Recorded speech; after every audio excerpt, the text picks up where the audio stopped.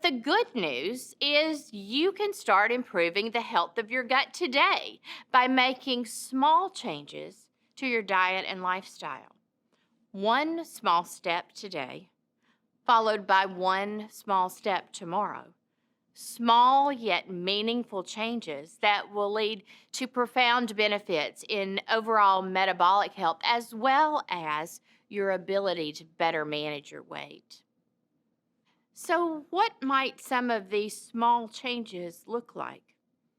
Well, you could start by moving more and sitting less. And again, we're talking about small changes that lead to meaningful benefits. If you're not currently engaged in any physical activity, start by taking a 5-minute break every hour. Just walk around your office. Physical activity improves the health of the gut microbiome by increasing diversity and composition of healthy gut bacteria.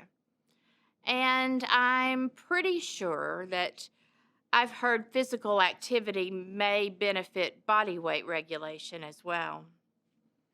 How about your diet? Well, fermented foods and beverages can have enhanced nutritional and functional properties due to metabolites of lactic acid bacteria that favorably impact the intestinal environment.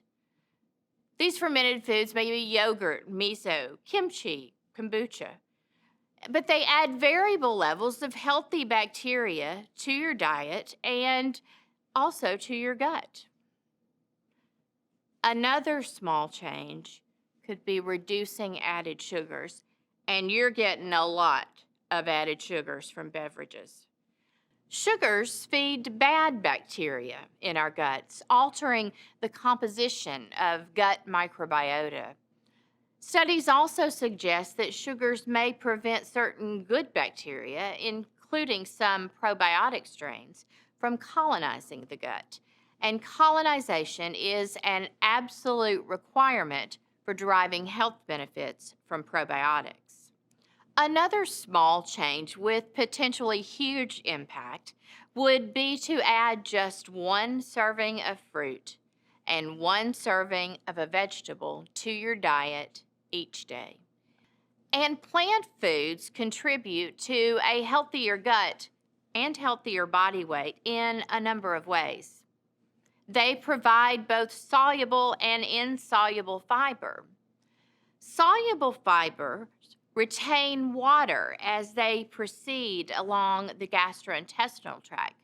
In doing so, soluble fibers swell and stretch the stomach, which sends signals to the areas of our brain involved in regulating food intake. So when the stomach stretches as a result of soluble fibers, our brain tells us we are full and we can stop eating. A bit further along the gastrointestinal tract, soluble fibers help to contain nutrients, so they're absorbed more slowly over a longer period of time. This is particularly important for preventing spikes in blood glucose following carbohydrate intake. Blood glucose levels are especially relevant to metabolic control and body weight regulation. Once in circulation, glucose is taken up by various cells of the body. Glucose can be used by cells as a readily available source of immediate fuel or diverted to other tissues for storage as body fat. Persistently elevated blood glucose levels lead to increased fat storage as well as metabolic complications like insulin resistance, a leading risk factor for cardiovascular disease. Well, insoluble fibers can help relieve constipation simply by acting as bulking agents. Insoluble fibers make your feces bigger, heavier, and that causes muscles in your lower gut to naturally move feces out of the body. No straining required. Drinking more water will also help this along even more. Also, gravity helps. So as part of move more, sit less, small changes, other things move, your gut will benefit. Prebiotics are indigestible plant fibers that are selectively fermented by good bacteria in the gut. While all prebiotics are plant fibers, not all plant fibers are prebiotics. It is the selective fermentation aspect that distinguishes an ordinary plant fiber from a prebiotic plant fiber. Prebiotics are oligosaccharides. Don't let the fancy term fool you, though, because an oligosaccharide is simply a chain of glucose molecules hooked up to one another with chains of glucose molecules branching off. But importantly, humans lack the enzymes needed to break the bonds between those glucose molecules, thus the term indigestible. Care to guess what can break those bonds? Good bacteria in our gut. As prebiotic oligosaccharides are metabolized, our gut microbiota release metabolites such as short-chain fatty acids that are important for gut health.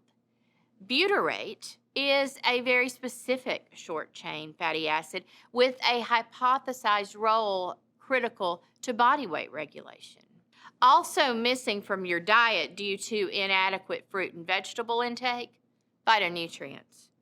Phytonutrients are responsible for the rich, vibrant array of colors characteristic of individual fruits and vegetables. Long before you or I first heard the term phytonutrients, a man by the name of Carl Renborg, does that sound familiar? Associated plants and plant compounds with health. In the years since, fruit and vegetable intake has been associated with various health benefits, presumably mediated by the phytonutrients each contain. But here's the thing about phytonutrients. They're these big, clunky, unstable compounds that are very poorly absorbed by the body. Evolving research is focused on compounds derived from phytonutrients, smaller, easier to absorb, as the real drivers of the health and wellness benefits. We call the process by which smaller compounds are generated from large native phytonutrients biotransformation. Care to guess how this process occurs in the body? Well, good gut microbiota are responsible for these transformations. This is a very new and evolving area of science and one that we are keen to develop.